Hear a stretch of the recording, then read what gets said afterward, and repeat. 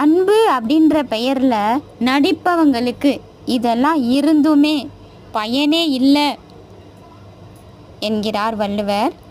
அறிவோம் வாங்க. அதிகாரம் அன்புடைமை. புறத்துறுப்பெல்லாம் எவன் செய்யும் யாக்கை அகத்துறுப்பு அன்பில் அவர்க்கு. நம்ம ஆள் மனசுக்குள்ளே இருக்கிற அன்பே பொய்யா இருக்கும்போது, அதாவது உடலில் உள்ளுறுப்புகளில் இருந்து வருகின்ற அன்பே பொய்யா இருக்கும்போது, வெளியில் இருக்கிற அந்த ஐம்புலன்கள் இருந்துமே என்ன பயன்?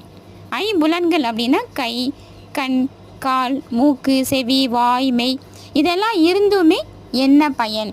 நம்முடைய உள்ளுறுப்புகளில் இருக்கின்ற அதிலிருந்து வருகின்ற அன்பே பொய்யான அன்பாக இருக்கும்போது இதெல்லாம் இருந்தும் பயனே இல்லை என்கிறார் வள்ளுவர்.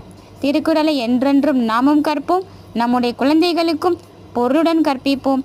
பிடிச்சிருந்துச்சுன்னா உங்கள் ஃப்ரெண்ட்ஸ் அண்ட் ஃபேமிலிக்கும் ஷேர் பண்ணுங்கள், சப்ஸ்கிரைப் பண்ணுங்கள். Thank you friends.